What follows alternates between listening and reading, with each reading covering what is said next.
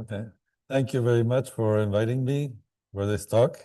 So I'm going to talk about leveraging LLM for cybersecurity, security testing and monitoring. So I'm Edgardo Montes de Oca, founder and CEO of Montimage, which was a SME created in 2004. And we're expert in cybersecurity and network monitoring. And we provide software solutions and tools for the prevention and detection of cyber attacks in different environments. It's 5G, 6G. We're now working in 6G, also IoT and cloud.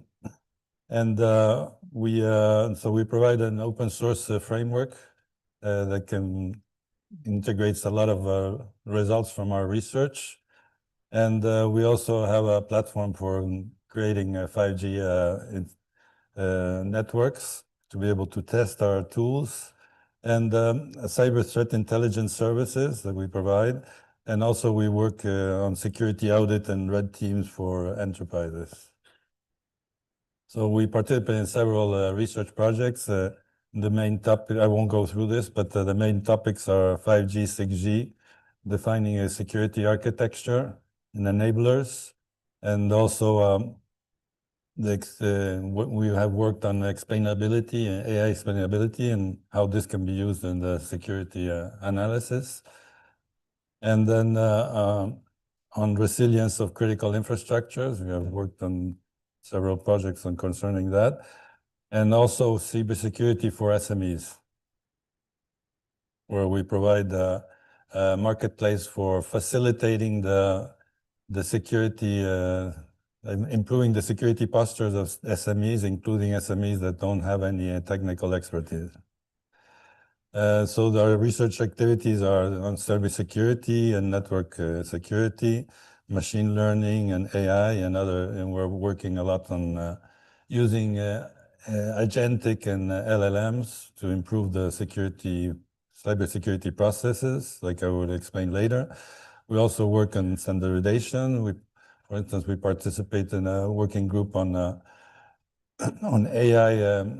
cybersecurity. And then we collaborate in open source, since we provide open source solutions, and also provide support and digital skills. And we have created several companies, actually. One dedicated to analysis of images for manufacturing, improving the manufacturing processes, and another one in Germany for providing services for SMEs. So first, I'd like to make a word of warning. LLMs cannot be used for reliable forecasting because they have several drawbacks. For instance, they provide fuzzy outputs, meaning that there's no objective quality on measuring or control. And also, as many of you must know, that they have problems with hallucinating, and this is due. And this has a lot of impact on different, especially different specialized domains like law and science. As you have probably found that many of the references provided by LLMs are completely false, and then they rely on poor reasoning, or maybe none reasoning at all, because it's only statistically based analysis of the training data. So sometimes they cannot even perform simple actions like adding fractions. So this can be improved by agentic AI in explaining to the LM to use a normal calculator to be able to do this type of things. And then another problem is what I would call the mad cow syndrome, because LLMs require using data from the internet. And the problem that the LLMs are introducing data into the internet, so we have a loop which will cause hallucinations. And then So I will now talk about the security workflow and how we introduce LLM in the different processes. So first there's the threat anomaly detection. I don't know if you have threat and anomaly detection. So here we use the LLMs for generating plugins generating plugins for parsing the protocols, for instance, and also to be able to understand better the detections. And then we have the incident response and automation. So to be able to decide what to do, we can also use LLMs, and for predictive analysis as well. And then for user entity behavior analytics, we use not only machine learning, but also techniques to be able to understand how the behavior of encrypted traffic can be vulnerable. And then there's a threat intelligence hunting, where we use cyber threat intelligence. So this is a lot of data that we can gather from different sources, including open source cyber intelligence, but also deployed honeypots and information from darknet and things like that. So the LLMs can help manage all this information to extract information that can be acted on. And then we have a security orchestration automation. So that also for the defining how to prioritize what needs to be done to protect the systems, and then vulnerability management and deception and adversarial AI. So here we have honeypots, like I said before, that we capture information, and this can be used to identify the behavior of the threats or the attackers. And then the compliance reporting to be able to generate, to try to show that the system complies to the different regulations like GDPR and NIST too, and also to generate reports. So this is important to be able to customize the reports so that the user can use them. And then there's continuous learning and adaptation, and also testing and benchmarking, since we can generate attacks and then analyze the results and be able to, like I will explain later, to generate the rules that will allow detecting these on real time. So here's a slide where I present the different techniques that we use. Starting from encrypted data and structured data, we can extract the features that are used by the machine learning. And this can be used in the in-network inference, or can be used as a rules to be able to detect the attacks in the traffic. So the in-network inference is an interesting way of doing it, because it allows, if one uses, for instance, in-band networking, for instance, programming the data plane using a language that's called P4. This allows to be able to act on the attacks directly on the network, and this is done by generating what we call a detect match action table, which is like a tree. So this allows to be able to rapidly detect when there's a problem and react. A distributed tree. And then we have offline, then we can do analyze a lot of different information that can be unstructured or structured, and from this extract rules that can be used for online detection, or to be able to analyze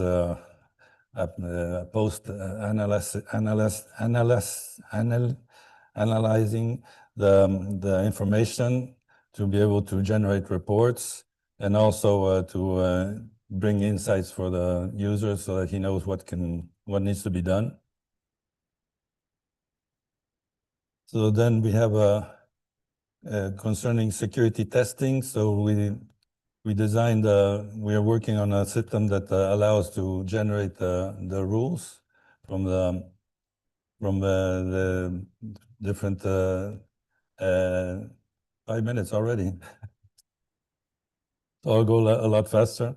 So to detect, to generate the rules that can be used online. So there's a published article that at the end of the slides, you can find the different articles that we have published if you want more information. And so this allows generating properties, security properties, and then we analyze how this can be used to be able to detect online. And then we have also the use of playbooks to decide to decide what actions need to be done. And this can be based on LLM to detect potential inconsistencies in the playbooks. And then we have our tool, Montimage monitoring tool, where we integrate the different techniques.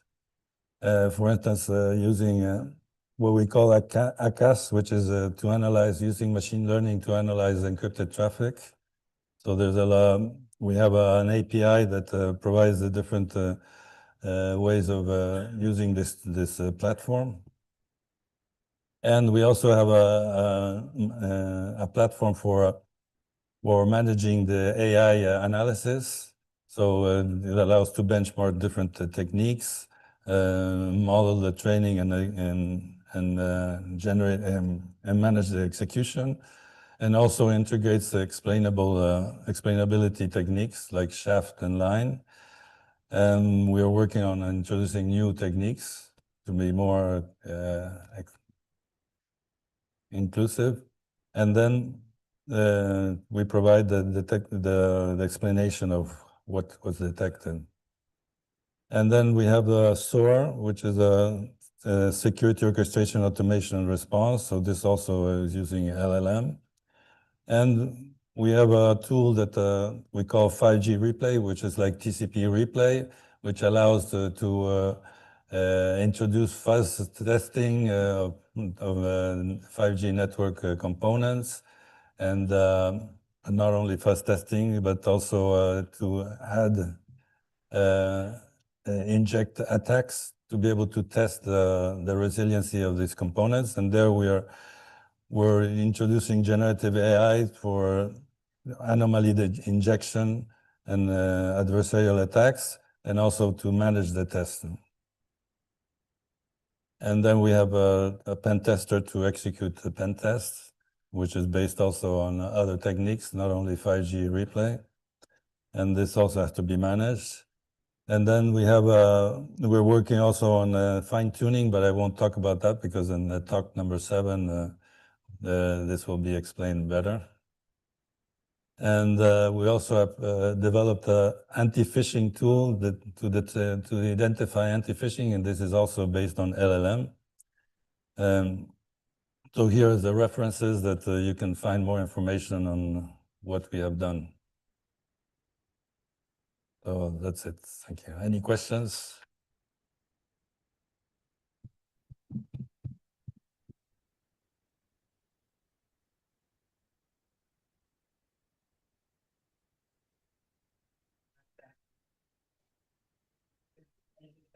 One small question regarding that, how we evaluate the, for example, the accuracy principle in the LLMs. Like when we use the LLMs for evaluating how a particular vulnerability is detected, for instance, how can we make sure that whether that is accurate or not? Like, do you generate like some reference data in that case, or like do you use like existing data sets in like large text boxes, for example? Well, what we do is we test the detections and how this the LLM analysis, the results of the LLM analysis, and manually identify if they're logical or not. But we don't have any automated way of doing this yet. Yeah, human in the loop to be able to verify that these are, and then performing tests to make sure that the system is always working. Huh? And we're working on local LLMs so that we control better what happens and that are not polluted by data sets that are not good quality or that should not be used. No?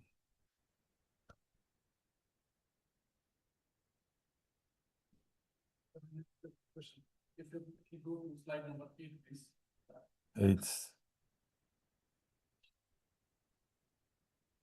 Here, so you have said that you have defined some rules actually, so rule-based analysis. So I'm just wondering, how do you define the rules for the network? What do you want to block there? Well, the rules can be very simple, like blocking an IP that has bad reputation, a host that has bad reputation, or can be more sophisticated if you detect, for instance, during a session that there's a lot of small packets or very large packets, then this is not usual, or the frequency of these packets does not correspond to normal behavior, then this can be identified by the rules and things like that. So because the hackers are more smarter than we are. How about if they have somehow encrypted packet? Yeah, even encrypted packet, because you can extract from the packets header information, but also metadata, the size and timing and things like that. And also from the sessions, how many packets, and also the type of packets, and also things like that. So you can extract a lot of metadata, and this can, then the attacker, if he knows the rules, maybe he can avoid them, but so you have to, it's an ongoing arms race.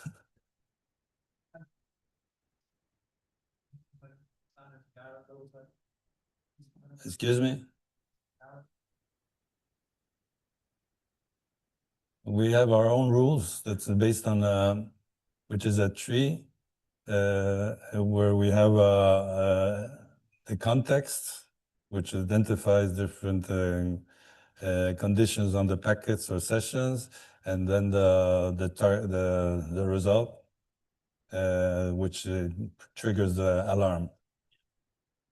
But it's complementary of the rules like a snort or suricata, but our rules are more specific to the needs, and not we don't try to compete with security, suricata or snort. Huh?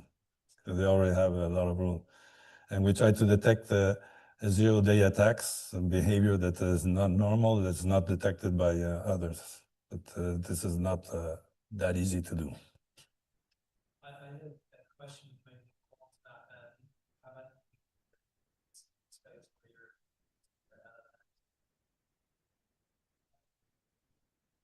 your I can't hear you.